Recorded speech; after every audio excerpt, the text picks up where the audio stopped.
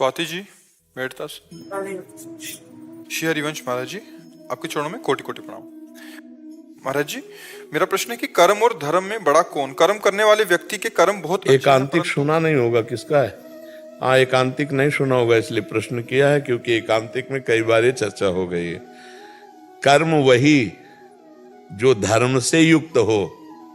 अगर धर्म से युक्त नहीं तो कुकर्म है, वो कर्म थोड़ी कहा जा सकता है, वो कुकर्म हो जाएगा। जो धर्म विरुद्ध है वो कर्म नहीं है, वो कुकर्म है, अशुभ कर्म है।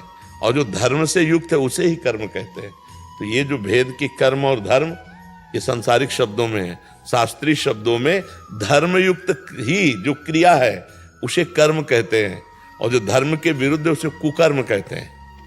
धर्म से विरुद्ध है उसे कुकर्म कहते हैं। महाराज जी, ये बहुत बड़ी एक भ्रामक वो फैल गई कि धर्म के नाम से मतलब ये होता है कि पूजा पाठ मतलब नहीं जाता, मंदिर नहीं जाता। धर्म मतलब ये क्या है? मतलब केवल आरती कर देना, मंदिर जाना, पूजा पाठ कर देना, ये भी उसका एक अंग है। लेकिन धर्म का मतलब आपका उठने से लेकर शयन तक, जीवन से लेकर मरण तक आपके जितने आचरण हैं वो सब धर्मयुक्त होने चाहिए।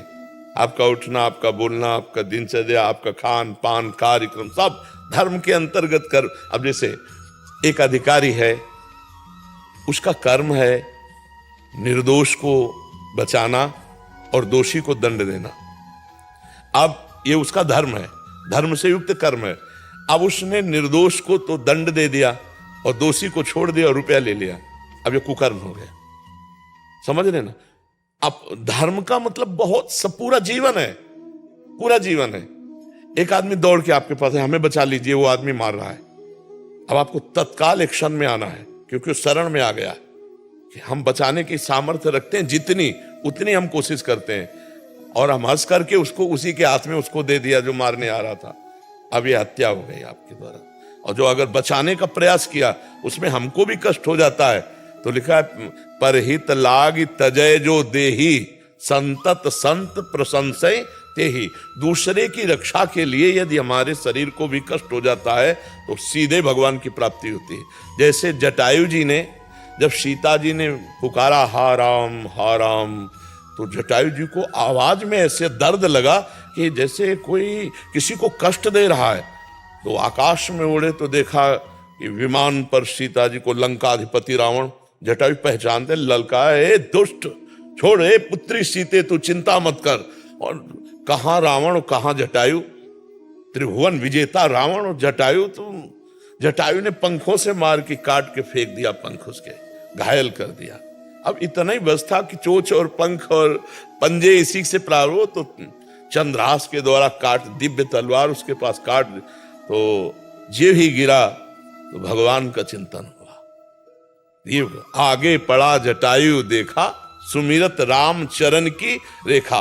तो जो महाराज दशरथ पिता थे, जो सौभाग्य दशरथ जी को नहीं मिला वो जटायु जी को मिला। भगवान ने जटायु जी को अपनी गोद में और दुलार करते हुए संपूर्ण अंत्येष्टि क्रिया की, और भगवान का स्वरूप धारण करके गीध भगवान के धाम को गया। किस कारण से? भगवान के भजन तपस्या का कारण नहीं, या परहित कारण है। सीता जी की रक्षा के लिए अपने प्राणों की बाजी लगा दी। तो धर्म हर एक चेष्टा में है। देखो, हम जो कथाएं बड़े बड़े महापुरुषों की गाते हैं, धर्मात्मा पुरुषों की तो गाते हैं, पापात्मा की थोड़ी गाते। महाराज शिवी सिंहासन पे बैठे थे तो बड़े धर्मात्मा थे, तो उनकी धर्म परीक्षा के लिए एक घटना घटी। एक कबूतर आके गोद में बैठ गया, महाराज मेरी रक्षा करो। तो तुरंत ऐसे, कौन है? तो देखा कि छत के उसमें बैठ करके बाज कह रहा है, ये मेरा शिकार है। महाराज अगर आप दानी हैं, धर्मात्मा है, तो इतना जानते हैं कि मैं भी भूखा हूं और मेरा शिकार कबूतर है, आप इसको छोड़ दीजिए। कबूतर ने कहा, महाराज मैं आपकी शरण में हूं, आप जानते हैं शरणागत की रक्षा का भाव, इसलिए मैं आपसे प्रार्थना करता हूं, मुझे मत दीजिएगा। बाज ने कहा, महाराज मैं भूखा प्राण त्याग दूंगा, क्योंकि कबूतर मेरा शिकार और मैं इसी को खाऊंगा। उन्होंने कहा, नहीं भाई बात मानो, अगर आपको मांस ही पाना है तो मैं अन्य पशुओं का मांस, जहां वध होता है पशुओं का, वहां से लाके आपको दे सकता हूं, लेकिन कबूतर नहीं दे सकता, ये मेरी शरण में आया। बोले, महाराज आपको पता है कि बाज जो है किसी मरे हुए पशु का मांस नहीं खाता, वो अपने आप शिकार करता और खाता है। महाराज मैं राजी नहीं हूं, मेरे भी प्राण रक्षा करो, कबूतर दे दो। तो उनका कबूतर तो नहीं दूंगा, अगर इस पर राजी हो कि तुम मेरा मांस ले लो तो मैं तुम्हें दे सकता हूं। तो हाँ, ये बात हो जाएगी, आप अपना मांस दे दो। तो तराजू में एक तरफ कबूतर रखा और एक तरफ अपना मांस काटा। कबूतर 100, 200, 250 ग्राम का, पर भाई वो कबूतर तो था नहीं, वो तो साक्षात अग्नि देवता थे। अब वो जितना मांस रखते जाते उतने वजन बढ़ाते जाते। आखिरकार स्वयं बैठ गए और कहा बाज मुझे खा ले, लेकिन मैं कबूतर को नहीं दूंगा। उस देवराजेंद्र और अग्नि देवता प्रकट होकर बोले महाराज मैं ना तो कबूतर हूं ना बाज हूं, मैं देख रहा था तुम्हारे धर्म की परीक्षा, तुम्हारी जय हो महाराज शिवी का जो महाराज जी का। ये धर्म कोई एक छोटी मोटी क्रिया का नाम नहीं है कि कोई मंदिर चला गया अगरबत्ती कर दी तो धर्मात्मा है। धर्मात्मा जीवन की प्रत्येक चेष्टा धर्मयुक्त होनी चाहिए। संभाल के पैर रख रहे हैं, किसी जीव जंतु को न लग जाए, संभाल के बोल रहे हैं, किसी के हृदय न दुख जाए, हमारी हर चेष्टा धर्ममयी, तब वो धर्मात्मा कहा जाता है। परिभाषा में देखा जाए तो भागवतिक कानून जो सबके लिए नियमावली कह सकते हैं उसे, तो मतलब जो विधान बनाया गया शास्त्रोचित, तो उसको धर्म कहते हैं। हाँ, उसको कैसे चलना है, क्या आपका कर्तव्य है अपने पारिवारिक, उसको धर्म, ये वर्ड धर्म वहां लागू होता है। बिल्कुल, सब धर्म भगवान के चरणारविंद से जुड़ने से अपने आप आ जाएंगे। जो भगवान से विमुख है वो धर्म को धारण करना बड़ा कठिन है। अब जैसे सबसे ज्यादा हमें दुखद घटना इस समय लगती है कि नौजवान जब अपने माता पिता को मारते हैं।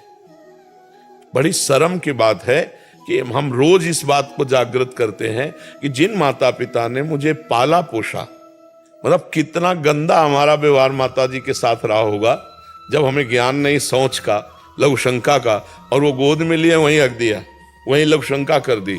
वो कभी हमको डांटे नहीं, हमको इतना बड़ा किया। और जब हम जवान हो गए और वो वृद्धावस्था में शरीर शिथिल है और वो लघु शंका वो निकल जाती है, सोच निकल जाती है, फिर जब वो गाली देते हैं, मारते हैं, तो लगता है कि मतलब कितना धर्म का ह्रास होता जा रहा है। बूढ़े माता पिता को अनाथालय में छोड़ देना या रोड पे छोड़ देना या मार पीट कर घर के अंदर बहुत दुर्दशा पूर्वक रखना, ये सब धर्म विरुद्ध आचरण है। और ऐसे आचरणों से आपका जीवन आगामी बड़ा दुखद होगा। इसलिए गृहस्थी में माता पिता को भगवान के समान समझो, अपने आचरणों को पवित्र रखो। अब धर्म की परिभाषा कैसे कोई समझेगा जब ये जो गंदी बातें चल गई हैं, boyfriend girlfriend, live in relation, ये कैसे धर्म को समझेंगे लोग, कैसे समझेंगे? सरकारी दस्तखत के कागज बनते हैं लिव इन रिलेशन के, 1 महीना 2 महीना, ये है क्या भाई? तुमने अपने जीवन को, चरित्र को क्या समझ रखा है? अपना चरित्र बिगड़ गया तो सब कुछ बिगड़ गया।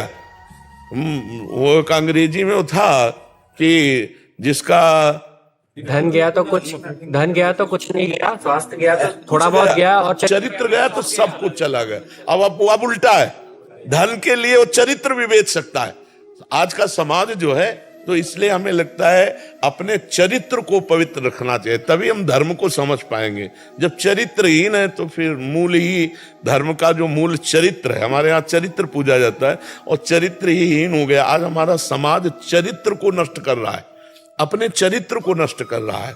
ये बिल्कुल ठीक नहीं है। भाई बहनों से सबसे प्रार्थना है, जब तक पाणी ग्रहण न हो तब तक पवित्र रहो, ब्रह्मचर्य रहो, दोस्ती करो, लेकिन गंदे आचरण मत करो, तो तुम्हारा जीवन धर्म में रहेगा। और जब पहले से ये सब भ्रष्टाचार शुरू हो गया तो फिर कहाँ धर्माचार आएगा? वो धर्म की बातें केवल कर लिए जाए, धर्म नहीं रहेगा। देखो, जवान को जब कई होटलों का भोजन अच्छा लगने लगता है ना, तो घर की रसोई में तृप्ति नहीं होती। घर की एक रसोई में बराबर भोजन वो नहीं कर सकता, क्योंकि उसका पूर्वाभ्यास है। आज इस ढाबे का, आज उस होटल का, ऐसे हर इंद्री का है। अगर आपने इंद्रियों को छूट दिए तो आप पतिव्रत नहीं रह सकते, आप एक पत्नी व्रत नहीं रह सकते।